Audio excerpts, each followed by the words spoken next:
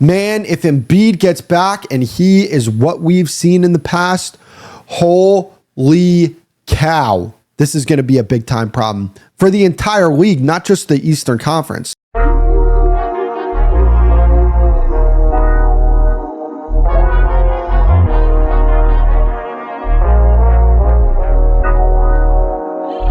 So I want to move on to the Philadelphia 76ers. They have been fantastic this year.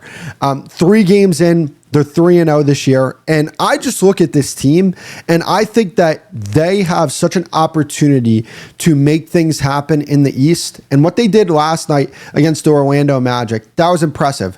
No Embiid, no McCain, no Paul George, and they were still able to put up a ton of points on the board. And they were able to come out with a win against the Magic team that I think are going to be a legitimate problem in the East this year. When I look at this Sixers team, Maxey looks fantastic. Edgecombe looks like the rookie of the year so far. And then you have a guy like Quentin Grimes coming off the bench. You have Kelly Oubre, who's a fantastic scorer. And that's not even to mention the guys that weren't playing in this game. Joel Embiid's going to be back. And whatever you want to say about Joel Embiid, if you guys watched him in the 2023-2024 season, right? That stretch that he played at the beginning of that season, one of the best stretches that we've seen from a player in a very long time. I mean, you're talking about a big man, 7'2", who shot 50-40, damn near 50-40-90 as a 7'2" center. If he is 70% of that guy and you add him to this team with the players that they have on this team, and if Paul George can come back and at least be an above average to good player, this team's going to be a problem in the East. When you look at their guards, I mean, their guard play is maybe the best in the league, some of the best in the league, because it's not just one or two guys, it's multiple guys. It's Maxey, it's Edgecombe, it's Grimes, it's McCain when he gets back. This team's number 1 in the league so far in 3-point percentage. And if you're going to win games in the NBA today, you got to be able to hit the 3 ball. And this team hits it at a very, very high rate. And this is a team that they've drafted very well recently. Edgecombe looks like a massive hit. Maxey, massive hit. McCain, from what we saw from him last year, he looks like a massive hit.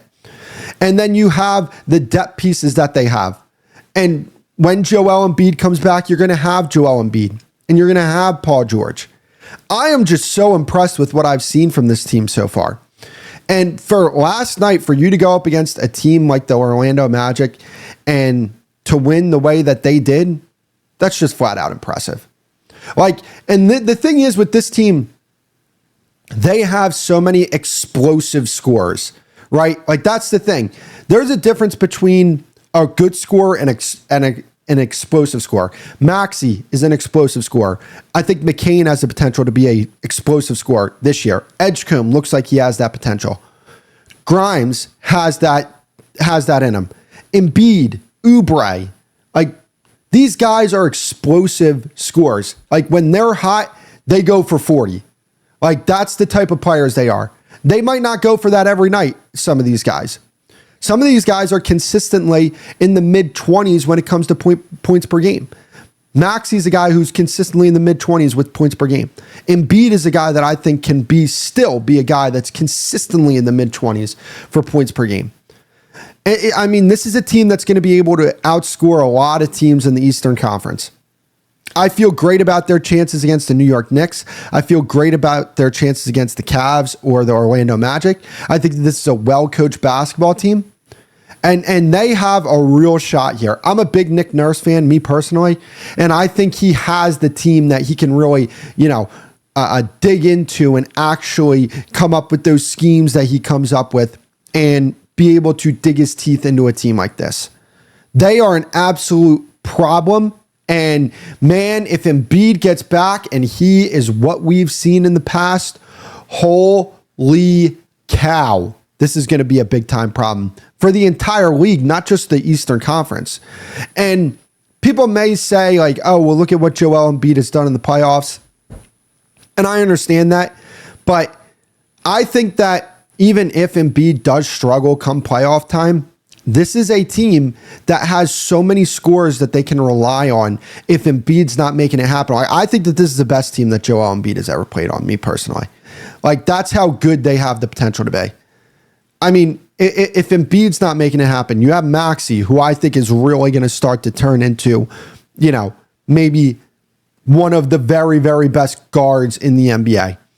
You have McCain that can come off the bench that hits and that's the thing. They're number one in 3-point percentage so far this year. Granted, it's still very early, and they still have a fantastic 3-point shooter coming back. I mean, that's just incredible. And like I said, it comes in waves. It comes in waves for them. Like, their guard play is that damn good. Maxey, Edgecombe on the front line. They're going to be able, that's a duo that can give you 45 to 50 points a game.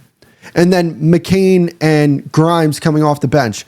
That's a duo that can give you like 30 points a game. Right? Combined, not individually, combined. And then, like I said, they have Joel Embiid. I like Andre Drummond there as a backup center. Adeem Bona is a nice depth piece. They have depth. They have frontline players. And in an Eastern Conference where we're looking for a team to really say that's the best team in the East, the Sixers are absolutely making a case for them to be the best team in the East. And what has been in the way of the Sixers over the past few years here? What's been in the way is the Boston Celtics. I don't think they have to worry about the Boston Celtics this year. There is no, maybe Jason Tatum comes back this year, but maybe he doesn't. Maybe the Celtics are just like, hey, look, Tatum, sit the season out. Like, we want to get one of these 3 top picks when you talk about Boozer, DeBanstra, or Peterson from Kansas. Peterson. I think it's one of the two. Hold up, because I always want to make sure of that, because I called him Peterson before, and then I was wrong, and I felt weird about it. Peterson. Yeah, I was right the first time. Darren Peterson. Yeah, I mean, look, because I want to look at the Eastern Conference as a whole, and I want to look at the standings in the Eastern Conference. It's still very early. You're not going to get a great tell. There's the Bulls at the top of the conference. Do we think that the Bulls are better than the Sixers? Because I personally don't. The Cavs, you can absolutely make a case just because they were so good last year. The Knicks made the Eastern Conference Finals last year. So, I mean, like, if you want to say that, I mean, me personally, at the current moment, I would disagree with you. I don't think the Bucks are there. I don't think the Magic are better than the Sixers. So, I mean, like, I don't see a team that you could definitively say is better than them. I just don't see that team. Like, I think you can say when you go over to the Western Conference, you could say that about Oklahoma City. No doubt about it. San Antonio's starting to get there for me. They're starting to become a team where I'm just like, wow, they have some serious potential. Maybe you look at a team like Houston. I know they're off to a 1-2 start, but I really like the potential of that team. But I mean, I wouldn't say that they're better than the Sixers. No way in hell. I mean, they're 1-2 so far. You can't say that. I think that the only team in the league right now that is definitively better than them is OKC. And maybe you could say San Antonio. But I'm not ready to go there yet. I still want to see what this Sixers team can be once Joel Embiid comes back to as healthy as he can get. It's a team that has shown some really serious potential. And I think that they're a team that once they start to get even more healthy, they're a team that's going to cause a lot of teams problems. And I can't wait to see it.